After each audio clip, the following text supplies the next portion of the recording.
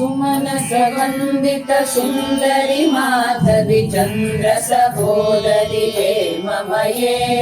मुनिगणवन्दित मोक्षप्रदायिनि मञ्जुळभाषिणि वेदनुते पङ्कजवासिनि देवसुपूजित सद्गुणवर्षिणि शान्तियुते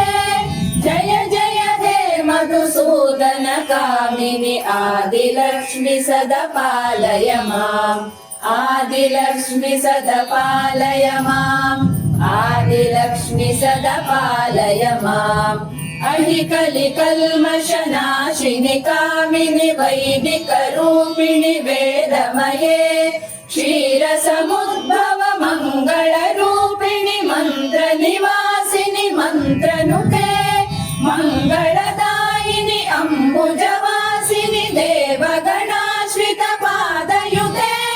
जय जय हे मधुसूदन कामिनि धान्यलक्ष्मि सदा पालय माम् धान्यलक्ष्मि सदा पालय माम् धान्यलक्ष्मि सदा पालय माम् जय वरवर्णिनि वैष्णवि भार्गवि मन्त्रस्वरूपिणि मन्त्रमये सुरगणपूजित शीघ्रफलप्रद ज्ञानविकासिनि शास्त्रनुते भवभयहारिणि पापविमोचनि साधुजनाश्रित पादयुते जय जय हे मधुसूदन कामिनि धैर्यलक्ष्मि सदा पालय माम् धैर्यलक्ष्मि सदा पालय माम् धैर्यलक्ष्मि सदा पालय माम् जय जय दुर्गतिनाशिनि कामिनि सर्वफलप्रद शास्त्रमये रथगज तुरग पदादि समावृत परिजन मण्डित लोकनुते हरिहर ब्रह्म सुपूजित सेवित ताप निवारिणि पादयुते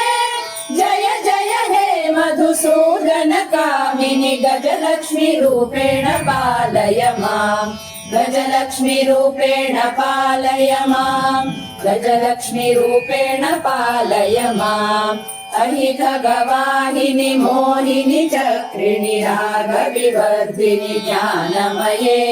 गुणगणवारिधि लोकहितैषिणि स्वरसप्तभूषित गाननुते सकल सुरासुर देव मुनीश्वर मानव वन्दित पादयुते जय जय हे मधुसूदन कामिनि सन्तानलक्ष्मी त्वं पालय माम् सन्तानलक्ष्मी त्वं पालय माम् सन्तानलक्ष्मी त्वं पालय माम् जय कमलासिनि सद्गतिदायिनि ज्ञानविकासिनि गानमये अनुदिनमर्चित कुङ्कुमधूसर भूषित वासित भाग्यनुते कनकधरा स्तुति वैभव वन्दित शङ्कर देशिक मान्यपदे जय जय हे मधुसूदन कामिनि विजयलक्ष्मि सदा पालय माम् विजयलक्ष्मि सदा पालय माम् विजयलक्ष्मि सदा पालय माम् प्रणत सुरेश्वरि भारति भार्गवि शोक विनाशिनि रत्नमये मणिमय भूषित कर्ण विभूषण शान्ति समावृत हास्य मुखे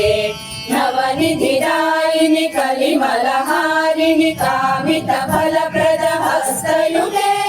जय जय हे मधुसूदन कामिनि विद्यालक्ष्मि सदा पालय माम् विद्यालक्ष्मि सदा पालय माम् विद्यालक्ष्मि सदा पालय माम् धिमि धिमि धिम् धिमि धिम् धिमि धिम् धिमि दुन्दुभिनाद सुपूर्णमये घुम घुम घुम घुम घुम घुम घुम घुम शङ्ख निराज सुभाग्यनुते वेद पुराणेतिहास सुपूजित वैदिक मार्ग प्रदर्शयुते जय जय हे मधुसूदन कामिनि धनलक्ष्मी रूपेण पालय माम् धनलक्ष्मी रूपेण पालय माम् धनलक्ष्मी रूपेण पालय माम् आदिलक्ष्मी सदा पालय माम् धान्यलक्ष्मि सदा पालय माम् धैर्यलक्ष्मि सदा पालय माम् गजलक्ष्मि रूपेण पालय माम् सन्तानलक्ष्मि त्वं पालय माम् विजयलक्ष्मि सदा पालय माम् विद्यालक्ष्मि सदा पालय माम् धनलक्ष्मि रूपेण पालय माम् लक्ष्मी पालय माम् सदा पालय माम् लक्ष्मी पालय माम् सदा पालय माम्